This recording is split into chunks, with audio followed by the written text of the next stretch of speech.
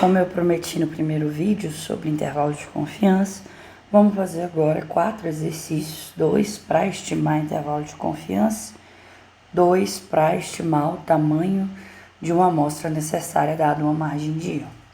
O primeiro problema já está aí na tela. A gente tem uma amostra de 2.500 famílias com uma estimativa de média de R$ 1.800. E o padrão amostral para esse problema foi de R$ 500 e a gente quer construir um intervalo de confiança estimado a um nível de 95%. Como esse intervalo ele é estimado a um nível de 95%, a gente sabe que o meu valor crítico aqui vai ser 1,96. Esse valor é determinado a partir da distribuição normal, como a gente viu na parte expositiva da aula e também na aula anterior. E aí a gente precisa então fazer essa estimativa, colocar tudo dentro da fórmula e fazer uma interpretação. Primeira coisa que a gente faz sempre para organizar o nosso raciocínio é separar os dados necessários da questão. Os dados da questão são, primeiro de tudo, a média amostral, 1.850, o valor do desvio padrão, que a gente vai representar aqui pela letra S, que é 500. O intervalo de confiança é 95%, o que me gera um valor crítico Z de 1,96. E no final, a gente também vai precisar saber qual que é o tamanho da minha amostra. Tá escrito aí em negrito no enunciado, né? 2.500 famílias. A fórmula do intervalo de confiança vai ser sempre dada pelo valor da média amostral mais ou menos o valor crítico vezes o valor do desvio padrão da amostra sobre raiz de N. A partir daí é substituir e tomando cuidado, né, quando eu for fazer essa conta na calculadora, de preencher tudo na ordem correta. Nossa substituição aqui fica, então, 1.850 mais ou menos 1,96 vezes 500 sobre raiz de N, que é 2.500, que vai me gerar o seguinte resultado: 1.850, minha estimativa pontual, que vai acontecer dentro de uma margem de erro de 19,60 reais.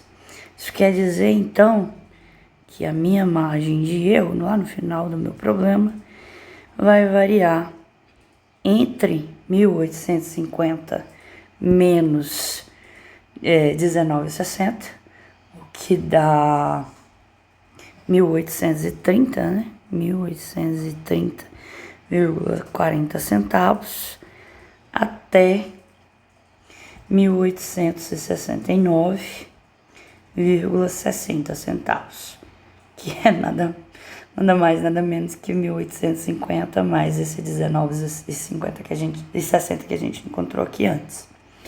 A interpretação fica, então, interpretação com 95% de confiança,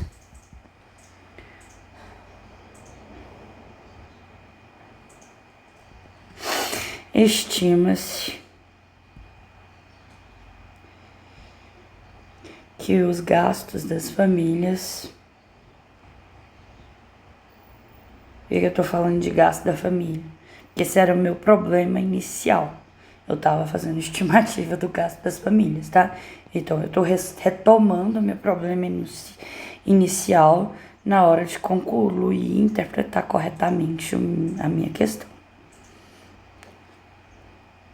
As famílias estejam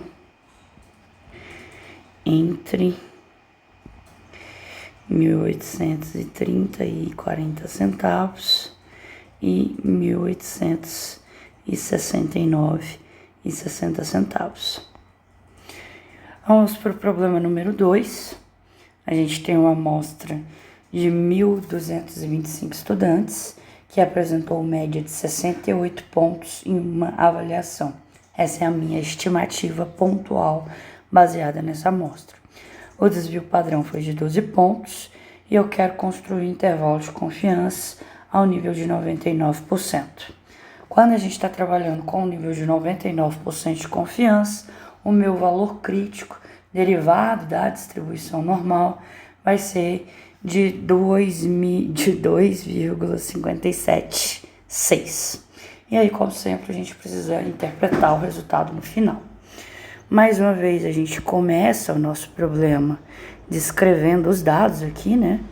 Nossa estimativa pontual para as notas dos estudantes foi 68. Meu desvio padrão amostral foi de 12 pontos. Meu intervalo de confiança vai ser estimado ao nível de 99%. Então, isso quer dizer que eu vou usar um valor crítico de 2,576. E eu tenho uma amostra de 1.225 estudantes. Mais uma vez, a fórmula do intervalo de confiança é igual ao valor da estimativa amostral, mais ou menos um valor crítico que multiplica desvio padrão sobre raiz de n. E aí eu apenas faço a substituição. A minha estimativa pontual foi 68 pontos, mais ou menos o meu valor crítico, que aqui é 2,576. O tamanho da minha amostra, 1.225, sobre raiz de n. Desculpa, me confundi aqui. O S, na verdade, né, que é o tamanho do meu desvio padrão, que no caso é 12. Fica aí a correção. Sobre raiz de n, agora sim, 1.225 estudantes que participaram dessa amostra. Então, quando eu jogar lá na calculadora e fizer os cálculos corretamente, eu tenho uma margem de erro que varia para mais e para menos em 0,88 pontos. O que me dá um intervalo de confiança com margem inferior, né, de 67,12 e margem superior de 68,88. Mais uma vez, 68,12 é esse. 67,12 é esse. É o 68 menos a margem de erro que a gente encontrou. Enquanto 68,88, a margem superior do intervalo, é o 68, a minha estimativa pontual, mais a margem de erro. O que quer dizer, então, que ao nível de 99% de confiança,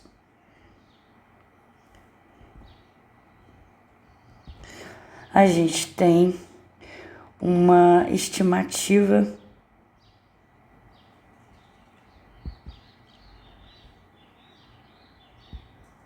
da verdadeira nota dos alunos, né, da nota da população dos alunos,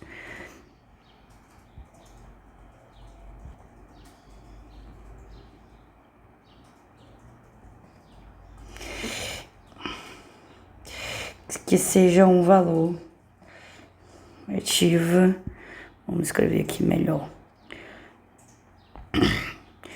de que a nota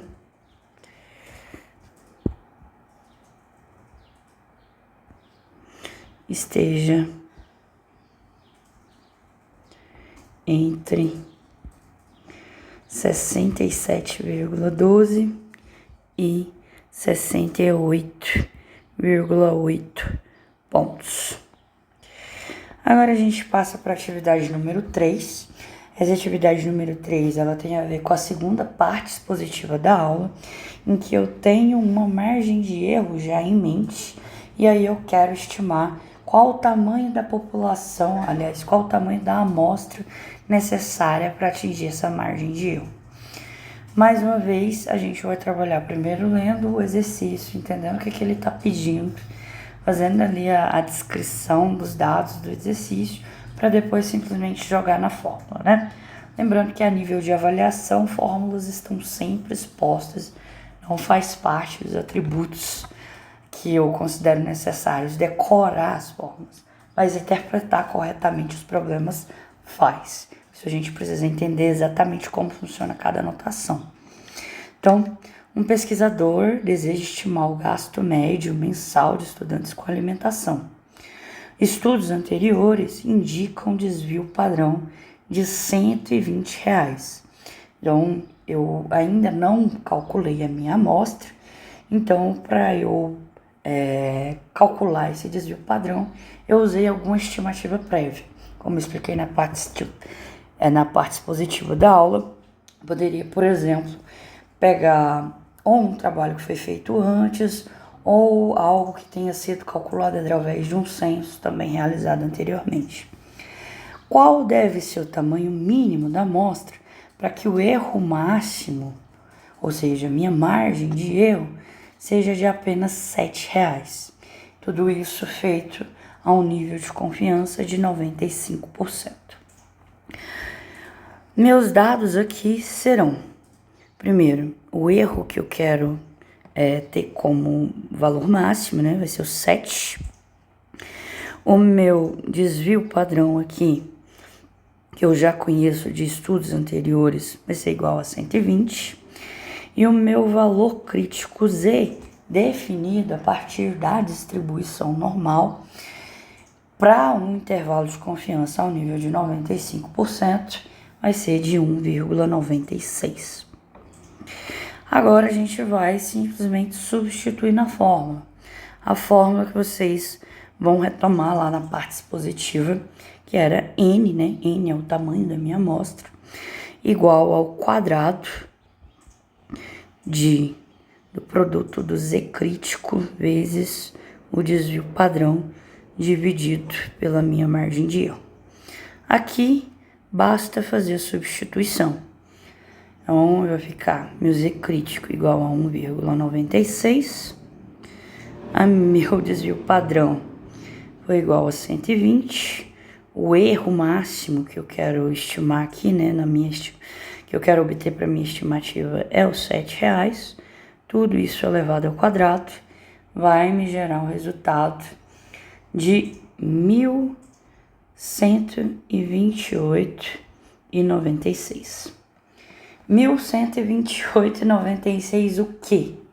Lembra lá, eu quero formar uma amostra de estudantes. Estudantes são pessoas.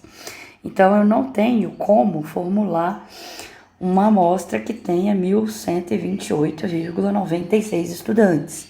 Então, nesse caso, o que a gente vai fazer sempre é arredondar esse resultado para cima. 1.129 é o resultado final.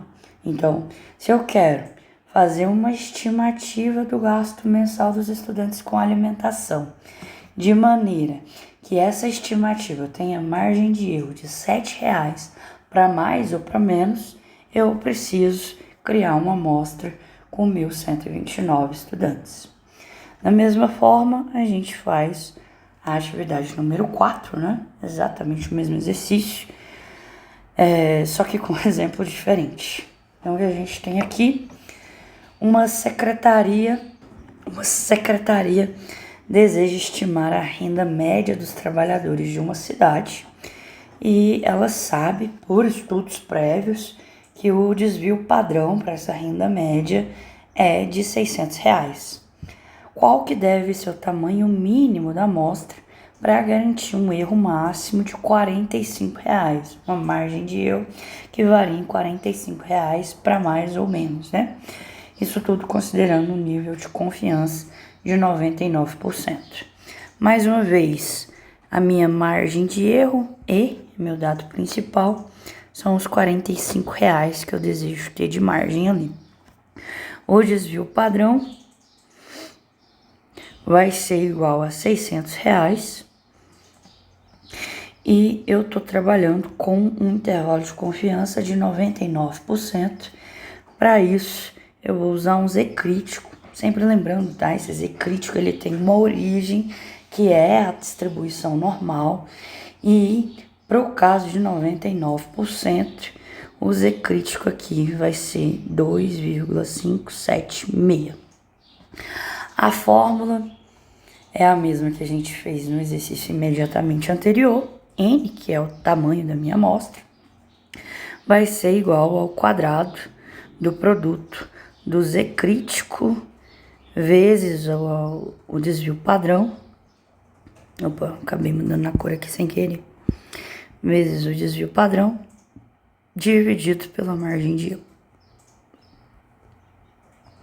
Fazendo a substituição, então, com esses dados que estão imediatamente acima, meu Z crítico igual a 2,576, minha margem de erro igual a 40,